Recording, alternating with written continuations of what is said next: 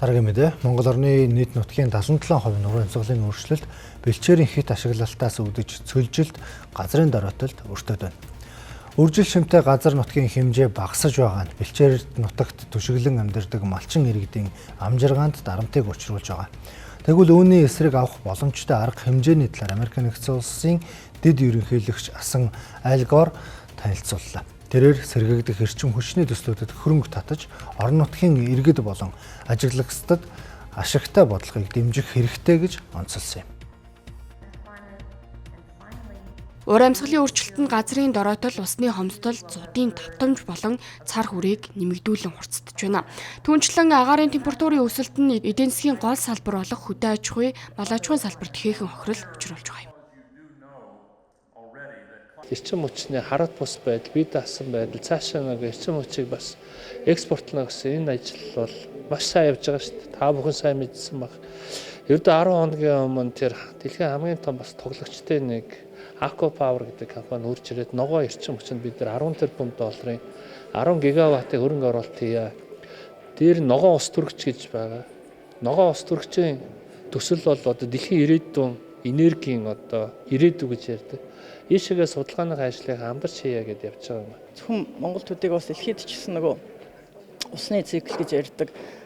Бороо орлоо гэж бодоход хуучин нэг удаан хугацаанд зүсэр бороо ороол тийм ээ. Тэгээ сайхан шингээл байдаг байсан бол одоо зүсэр бороо маш их багасаад тэг гинт нэг адар бороо ороол. Тэгээ нөгөө газар нугийн хуурай нөгөө нэг дулаараа жоохон хатаад эхэлсэн учраас нөгөө усаа сайн шингээж чадахгүй. Тэгээд үер муур болдог ч юм уу. Тэгэхээр нөгөө extreme weather гэж ярьдаг цагуурын гамшиг дэлхийд бас асар их нэмэгдээд байгаа.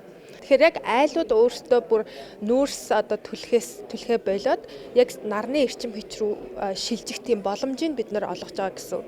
За тэгээд тэр боломжийг бид нар яг одоо карбон санхүүжилттэй карбоны одоо зах зээлийг ашиглан одоо өөрсдөө яг шууд нүүрс түлхээ болсноор жилдээ нэг 10-аас 15 тонн одоо хүлэмжийн хий ялгарлахаа болж байгаа. Тэгэхээр 1 тонноор нь хэмжиж одоо тэрийгэ зарах боломжтой. Яг одоо сайн дурын зах зээлтэй яг энэ карбоны зах зээлд цөлжилт, эрчим хүч юм уу ингээд Монголд гол болсон сэдвүүд дээр илүү анхаарч байгаа. Гэхдээ тэгээд энэ дээр ямар нэгэн асуудал, ямар нэгэн шийдвэр хийх гэхэд ингээд хамтран ажиллагаа айгүй чухал байдаг. Тэрний учраас нэлээд хэдэн байгууллагатай цуг ажиллаж энэ сургалтыг зохион байгуулж байгаамаа. Цөлжилттэй тэмцэх тухай нэгдсэн үндэсний байгууллагын конвенцийн талуудын 17 дугаар баг хурал буюу COP17-г 2016 онд Монгол улсад зохион байгуулах бэлтгэл ажил хийгдэж байгаа. Сүүлийн жилүүдэд COP баг хурлуудын оролцогчдын тоо өсөж олон улсын анхаарлын төвд орж байгаа. COP15-д 6,000 гаруй төлөөлөгч, COP16-д 20,000 гаруй төлөөлөгч оролцсон бол Монгол улсад болох COP17-д 7,000-аас 10,000 төлөөлөгч оролцох төлөвтэй байна.